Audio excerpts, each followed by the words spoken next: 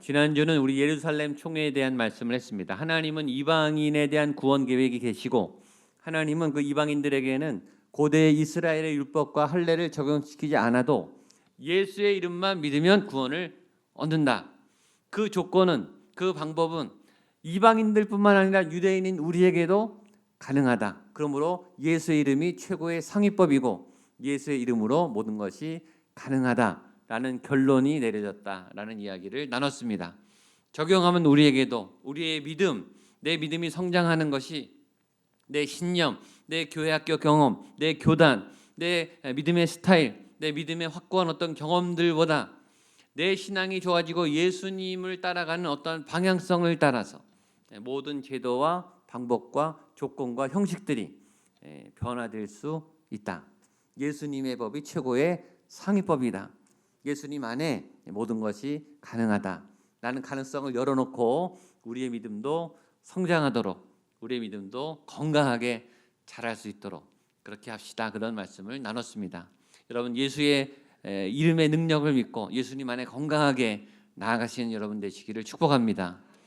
좀 움츠리지만, 조금 조심스럽지만 그럼에도 이 걸음을 인도하시고 이 상황을 통해 말씀하시는 하나님의 생명의 말씀과 여러분들을 향한 은혜와 복을 놓치지 않게 되기를 주님의 이름으로 축복합니다. 오늘 말씀은 그 총회 이후에 그 결론이 어떻게 시행됐는가, 현장에서 그 시행 중에 바울과 바나바는 2차 전도여행, 이제 먼저 복음을 전했던 교회들이 어떻게 지금 진행되고 있는가, 이 소식도 전해줘야 되고, 그 와중에 그 선교팀이 갈라져서 새롭게 2차 전도여행을 시작하는 그 시작점에 관한 내용입니다. 우리 30절 31절 같이 한번 보겠습니다. 시작. 그들이 작별하고 안디옥에 내려가 우리를 모은 후에 편지를 전하니 읽고 그 위로한 말을 기뻐하더라. 그들이 작별하고, 그러니까 총회에 있던 사람들이 다 이제 흩어졌다는 거예요. 총회가 이제 결정됐으니까 각자 자리로 이제 돌아가게 됐는데, 안디옥에서 문제가 시작됐으니까, 안디옥 이방 교회에서 이방인에 관한 문제가 시작됐으니까 안디옥으로 돌아가서 그 결론의 내용들을 전했다, 그런 내용입니다. 자, 여기서 먼저 생각해야 될 것은 총회에서 결정한 거하고 회의에서 결론을 낸 거하고, 이것이 바로 시행이 되면 참 좋겠지만 이것이 현장에서 그대로 시행되는 건가, 시행되고 있는가는 또 별개의 문제일 수 있죠. 바로 효력을 발휘해서 효력대로 이 법이 잘 시행되면 좋겠지만 그렇지 않은 경우도 굉장히 많거든요. 1865년에 미국에서 남북전쟁이 일어나고 노예 해방이 이 법으로 제정이 됐습니다. 이제 흑인들도 평등하다, 한 인간으로, 노예가 아니다, 노예 해방을 선포했지만 그 노예 해방, 이 유색인종 차별하는 이 시행은 현장에서 굉장히 오랜 시간이 걸렸어요. 135년이 지난 지금까지도 아직도 미국 구석구석에서 흑인들을 차별하는 일들이 속속히 벌어지고 있죠. 나 이번에 대회에서 우승할 거야, 이번에 올림픽에서 우리가 4강에 올라간다, 16강에 올라간다. 목표를 정하는 것은 얼마나 쉬워요. 목표를 말하는 것, 그걸 결정하는 것하고 실제 그 목표를 이루는 것은 또 다른 문제죠. 이제 곧 있으면 고난주간이 오고 부활주일이 옵니다. 고난주간이 되면 저희들 금식 기도를 하고 릴레이 기도를 하고 새벽 기도를 하죠. 이상하게 고난주간에 금식을 한다, 금식해야 되겠다, 이건 다 알아요. 근데 하루를 금식하겠다, 한 끼를 금식하겠다, 뭐 매일 아침을 일주일 금식하겠다, 금식을 결정해 놓고 나면 갑자기 무슨 일이 생기죠? 갑자기 배가 고파요. 갑자기 맛있는 음식이 떠오르고, 하루 금식, 3일 금식 한번 해보십시오. 쉽지가 않습니다. 금식을 선포하는 거하고 금식을 실제 지키는 일은 쉽지 않아요. 좋은 것, 바른 것, 올바른 것 잘 합의해서 긴 논의 끝에 결정은 잘 했단 말이에요. 그 일도 어렵지만 그 일이 어려운 만큼 그것을 현장에서 이제는 시행하고 진행하고 바꿔나가는 동력이 있어야 진행하죠. 왜냐하면 지금까지 해왔던 습관이 있기 때문에, 지금까지 있던 곳에 새로운 변화를 줘야 되기 때문에 꾸준한 신실함과 지속적인 엔진이 있어서 이것이 가동돼야 움직이는 거예요. 예수님이 이미 2000년 전에 오셔서 십자가에 죽으시면서 다 이루었다. 내가 다 값을 지불했다.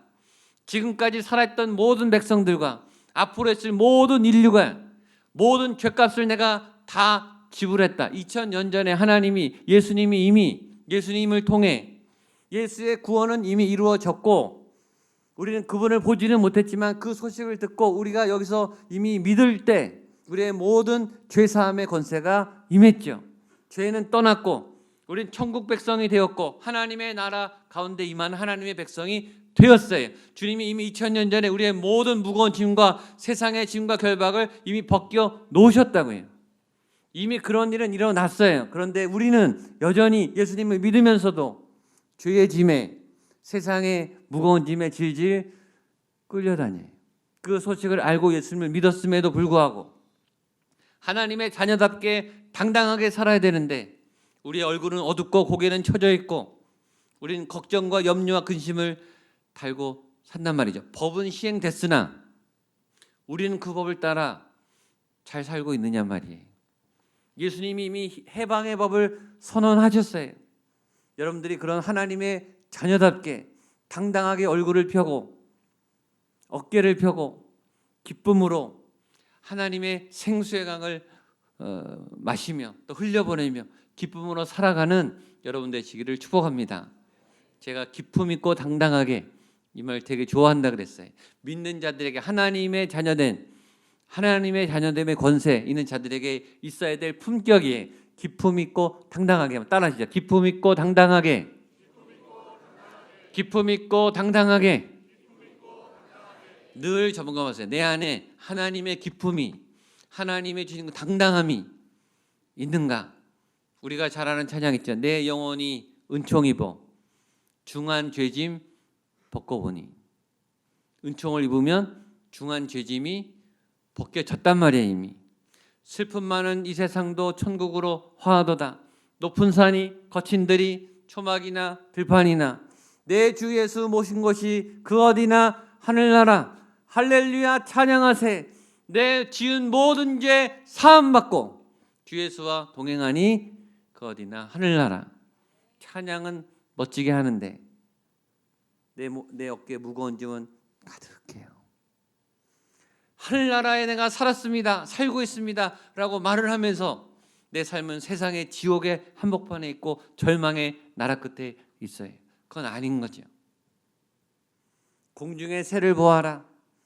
들의 풀 보아라. 하물며 그들도 입히시거늘. 그런 미세한 미물도 하나님이 돌보시는데 하물며 너일까 보냐 안심하라. 염려하지 마라. 무엇을 먹을까 입을까 염려하지 말아라. 내일 일은 내일이 염려하게 하고 오늘은 나를 따라와라. 예수님 말씀하시는 그 말씀이 믿어지냐 이거예요. 믿어지냐고. 이미 예수님은 결정하셨고 또 이 법은 시행되고 있는데 이 법이 이 생명의 법이 죄와 사망의 법을 깨트린 생명과 성령의 법이 지금 내 안에 실행되고 있는가? 근데 안디옥 교인들은 그걸 받아들였다는 거예요. 31절 보겠습니다. 시작. 읽고 그 위로한 말을 기뻐하더라. 총회 결정이 이렇게 됐습니다. 그랬군요. 이제 우리에게 새 일이 일어나겠군요. 우리가 자유롭게 예수님을 믿을 수 있겠군요. 라는 소식이 가슴으로 확 밀려 들어온 거예요. 믿음이 생긴 거죠. 그 말을 믿고 그렇게 살게 된 거예요. 이 믿음이 은총이죠. 이 말씀이 내 안으로 이렇게 확 들어오는 어느 순간에 어떤 말씀은요 이게 막 튕겨나가요. 아예 들어오지도 않아요. 근데 어떤 말씀은 내 가슴을 열고 이게 깊숙이 들어와요. 그런 믿음. 여러분이 말씀을 읽을 때 말씀이 그렇게 살아서 들어오는 그런 믿음. 오늘 예배 때 이 말씀이 여러분의 영 안으로 몸 안으로 깊이 박혀서 믿어지는 이 믿음의 역사가 일어나게 되기를 주님의 이름으로 축복합니다. 안디옥 교인들은 그렇게 했다는 거예요. 그랬더니 무슨 일이 있을까요? 이 말씀이 폭발하기 시작하는 거예요. 복음이 폭발해요. 32절입니다. 32절 시작. 유다와 실라도 선지자라 여러 말로 형제를 권면하여 35절 시작. 바울과 바나바는 안디오게에서 유하여 수다한 다른 사람들과 함께 주의 말씀을 가르치며 전파하니라. 아멘. 이제 제도가 생겼으니까 마음껏 복음을 전할 수 있으니까 그 쉬워졌으니까 이제 막 날개를 다는 거예요. 막 날뛰는 거예요. 성령님이 막 날뛰시는 것처럼, 복음이 막 날뛰는 것처럼, 하나님의 역사가 막 춤추는 것처럼. 여러분 그런 사역을 해본 적이 있으세요? 하나님이 막 내 안에서 춤추시고 교회가 그냥 막 날아다니고 복음이 날아다니고 복음의 기세가 그냥 막 세상을 덮고 생명의 기운이 전염병이 창궐한 이 땅을 덮는 그런 소망의 일이, 소망의 빛의 역사가 속히 일어나게 되기를 축복합니다. 치료의 광선이 빛같이 임하기를 축복합니다.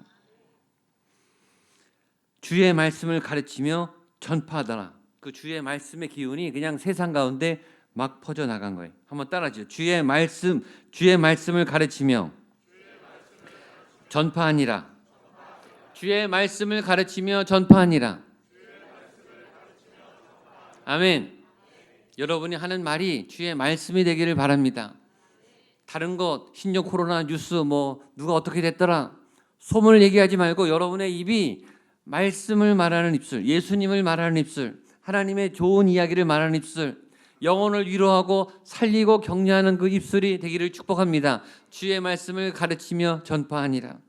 그런데 여기 보면 함께라는 말이 있어요. 함께 주의 말씀을 가르치며 전파하니라. 혼자 한 게 아니라 같이 집단으로 이 교회 공동체가 같이 세트로 막 나가서 복음을 전하기 시작했어요. 복음의 동력이 생긴 거예요. 믿음 생활하다 보면 어느 순간에 이런 순간이 와요. 내 안에 이런 힘이 있었나? 내 안에 이런 즐거움이 있었나? 내 안에 이런 사역의 피가 흐르고 있었나? 난 내 안에 이 복음을 향한 열정이 들끓어 오르는 거예요. 나도 내가 어색할 만큼 내가 이런 사람이 아닌데 내가 교회 일을 막 열심히 하고 막 성경을 읽고 나도 모르게 전도를 하고 있고 나도 모르게 찬양하는데 막 몸이 막 들썩거리고 그런 거 경험한 적 있으시죠? 내 안에 하나님이 막 움직일 때 내 안에 하나님의 힘이 막 올라가는 거예요. 그런 책이 있죠. 잠자는 거인을 깨우라.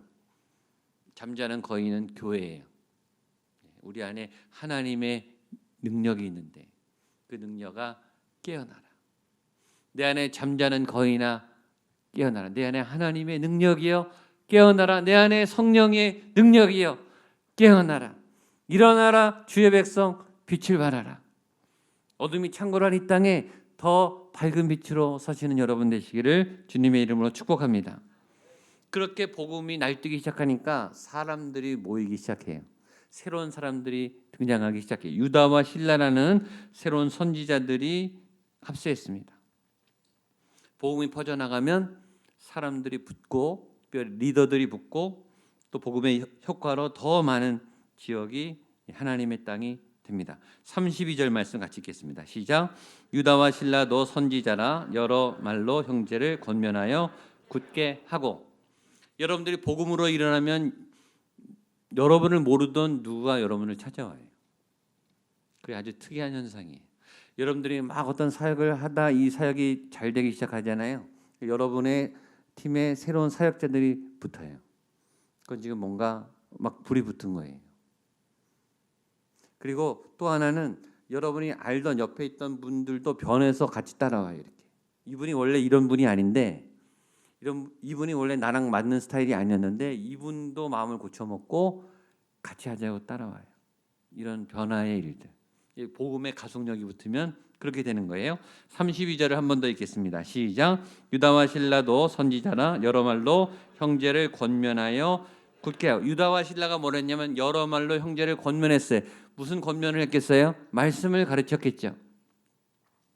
여러분들이 하는 일이 복음적인 일, 말씀을 가르치는 일, 생명을 살아나게 하는 일, 그 공동체에 낙담과 절망과 좌절에 일깨워서 빛과 생명을 주는 일을 하게 되기를 축복합니다. 그랬더니 어떻게 됐는가 하면 굳게 하고 그 자리가 단단해졌다라는 뜻이에요. 말씀이 임하면 단단해져요. 건강해져요. 왜냐하면 말씀이 생명의 양식이니까.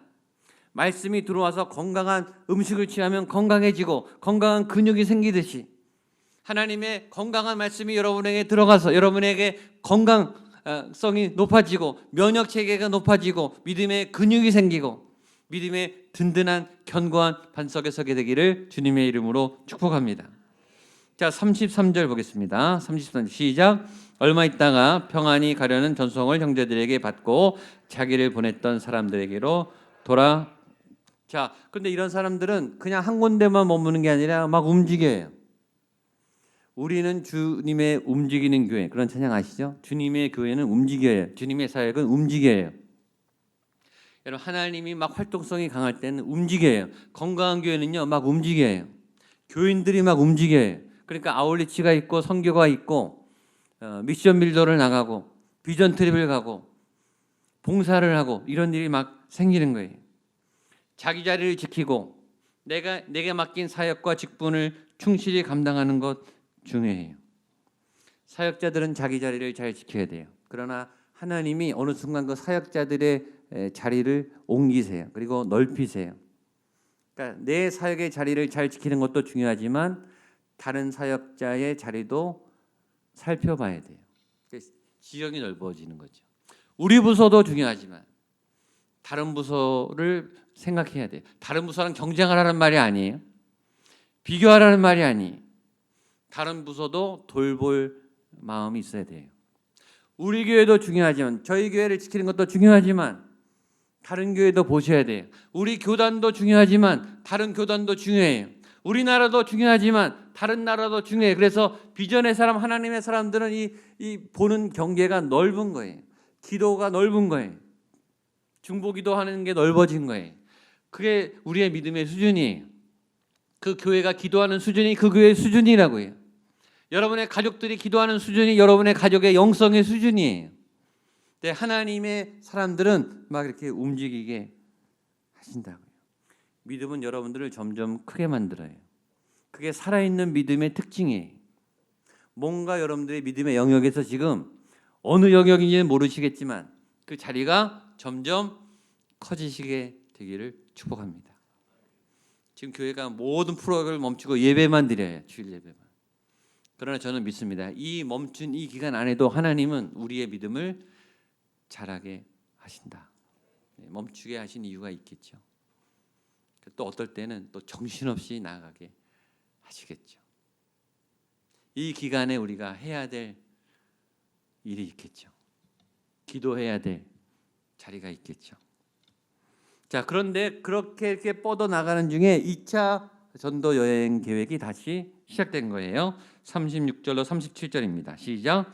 며칠 후에 바울이 바나바더러 말하되 우리가 주의 말씀을 각 성으로 다시 가서 형제들이 어떠한가 방문하자 하고 바나바는 마가라 하는 요한도 데리고 가고자 하나. 그렇게 하다 보면 사역이 생각이 나서 1차 전도여행 때 다녔던 교회들이 생각이 난 거예요. 바울이. 그 교회들이 어떠했는지 한번 가봐야 되지 않겠는가. 그 교회도 이방인들에게는 이제 할례와 율법이 필요 없고 예수님의 복이면 된다라고 하는 총회 소식을 알려줘야 되죠. 그러니까 그런 일들을 합시다라는 제안이 생긴 거예요. 여기서 또 하나 배우는 것은 양육은 한 번 하고 끝나는 건 아니란 거죠. 교회를 세워놓고 그냥 내동댕이 치면 그 교회가 알아서 성장하는가? 아니에요. 양육은 계속 돌봐줘야 돼요. 전도해 놓고 한번 교회 와서 등록시켰어요. 끝. 그게 아니라 그분의 믿음이 자라는지 돌봐줘야 되죠. 구역장님들은 엄마와 같은 분들이, 우리 학교 선생님들은 엄마 같은, 아빠 같은 양육자들이, 우리 임직받은 분들은 교회 아빠 엄마들이, 우리 성도님들이 믿음이 약한 분들이, 어려운 분들이 잘 자라는가를 한두 번 돌봐서 되는 게 아니라 지속적으로 꾸준히, 그건 에너지가 들어가고 돈이 들어가고 시간이 들어가고 열정이 들어가는 일이죠. 그 일을, 좋은 일을 제안했는데 바나바가 이렇게 말합니다. 그럼 그 팀에 마가라고 하는 요한을 데려갑시다. 근데 여기서 바울하고 충돌이 일어나요. 바울이 반대하는 이유가 있습니다. 그 앞에 오늘은 지금 우리가 15장을 읽는데 13장 앞에 1차 전도 여행할 때 이 마가라고 하는 요한이 사고를 쳤어요. 보겠습니다. 사도행전 13장 13절입니다. 시작. 바울과 및 동행하는 사람들이 바보에서 배 타고 밤빌리아에 있는 버가에 이르니 요한은 그들에게서 떠나 예루살렘으로 돌아가고. 그러니까 이 바나바가 2차 전도여행 때 가자고 했더니 마가라고 하는 요한은 1차 전도여행 멤버였어요. 처음에 스타트 멤버였더라고요. 근데 13장 13절에 보면 이 사람이 중간에 가다가 밤빌리아에서 어디로 갔어요? 합류 안 하고 예루살렘으로 돌아갔어요. 나 못하겠습니다라고 스탑하고 그냥 떠나버린 거예요. 그러니까 한번 전과가 있는 거죠. 바나바가 이번에 갈 때 처음에 우리 1차에 갔을 때처럼 마가를 또 데리고 갑시다라고 말했더니 바울이 그 사람 안 됩니다. 그 사람은 중도에 포기한 사람입니다. 그 사람은 뺍시다. 이렇게 말한 거예요. 사도 바울은 대쪽 같은 사람이에요. 서신서에도 보면 할 거면 하고 하지 말 거면 하지 마십시다. 당신의 믿음이 있는가 없는가 똑바로 말하십시오. 구원 받았습니까? 안 받았습니까? 명쾌하게 하십시오. 사역하려면 제대로 하고 아니면 하지 말고 예스 노를 분명히 하십시오. 바울은 대쪽 같은 사람이에요. 그러니까 바울의 마음에 마가 요한이 이 마음에 들겠어요? 안 들겠어요? 첫 번에 실패했는 이 사람을 우린 믿을 수가 없다. 이 사람 데려가면 안 된다. 근데 바나바의 마음은 달랐어요. 자, 38절, 39절 말씀 보겠습니다. 시작. 바울은 밤빌리아에서 자기들을 떠나 함께 가지 아니한 자들을 데리고 가는 것이 옳지 않다 하여 서로 심히 다투어 갈라서니 바나바는 데리고 배 타고 구브로로 가고.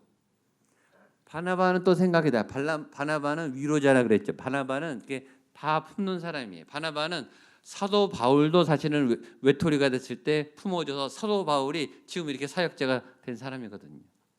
그러니까 바나바는 기회를 한번 더 주자.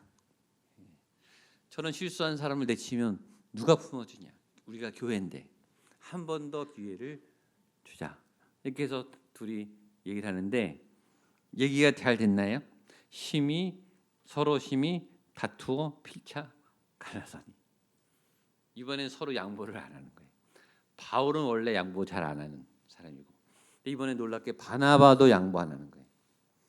이게 바나바는요, 바나바 같은 사람은 사람들을 잘 챙기잖아요. 사람들을 잘 챙기는 사람들은 사람 일에 들어갈 때는 또 고집이 세요. 일에 대해서는 양보를 잘해도 사람에 대해서는 양보 잘 안 하거든요. 그러니까 이 두 거물이 부딪혔어요. 누가 옳습니까? 여러분 생각이. 둘 다 맞죠, 사실. 바울의 말도 일리가 있어요.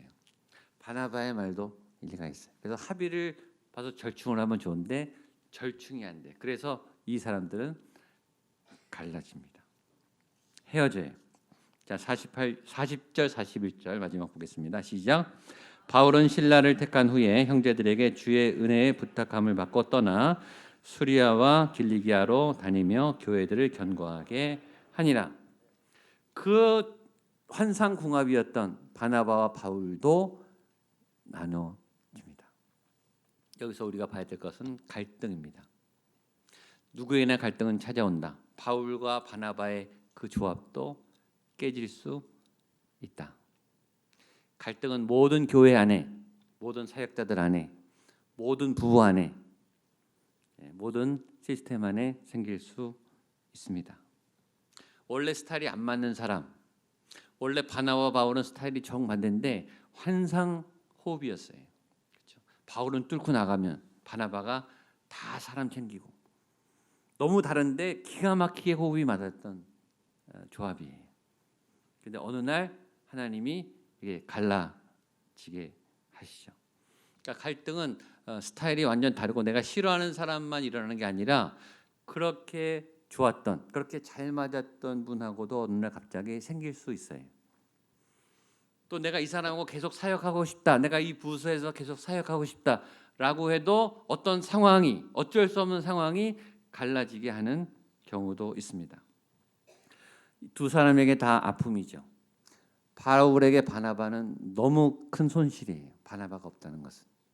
바나바에게 있어 바울이 없다는 것도 너무 큰 손실이에요. 그럼에도 불구하고 그 희생을 넘어 둘은 갈라서게 됩니다. 그리고 따로 팀을 운영하게 돼요.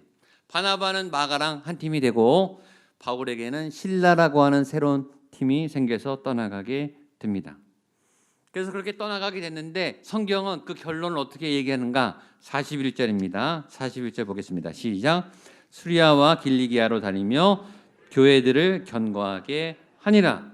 그 갈등의 단계, 그 아픔의 단계를 넘어섰더니 그 다음에 이 사람들이 교회를 새롭게 하고 견고하게 하는 사역을 하게 되었다. 우리가 원했던 그림은 아니지만 하나님은 새로운 이 갈등을 통해서 나누어지게 하셔서 서로 두 팀이 돼서 더 많은 곳에 교회를 잘 돌볼 수 있는 열매를 허락하셨다라는 뜻이에요. 여러분들의 사역에 여러분들의 삶의 위기와 갈등이 찾아옵니다. 함께하고 싶었지만 갈라서야 되는 상황이 옵니다. 어떨 때는요, 아무리 내가 애쓰고 친하게 하고 화해하려고 해도 갈라질 수밖에 없는 상황이 생겨요. 무수히 많은 상황이 생깁니다. 여러분이 잘못해서만은 아니에요. 상황이 그렇게 만들어졌기 때문이에요. 그러나 저는 여러분들이 그 갈등과 고비의 상황을 믿음으로 잘 넘어서게 되기를 축복합니다. 해결하려고 해도 안 해결될 때가 있어요. 갈라설 수밖에 없는 때가 있어요. 그 갈라설 수 없는 상황을 그냥 받아들이세요. 그리고 하나님이 새롭게 붙여준 파트너하고 새로운 길을 걸어가세요. 그러면 거기에 하나님의 새로운 또 다른 역사가 일어나죠.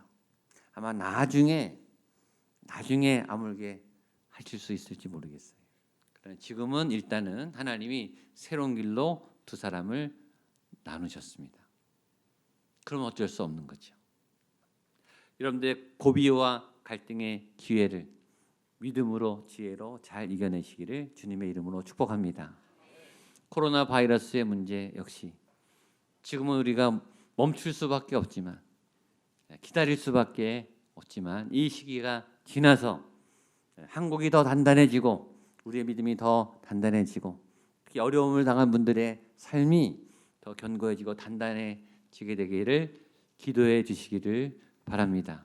우리의 삶도 그렇게 되기를 주님의 이름으로 축복합니다. 기도하겠습니다.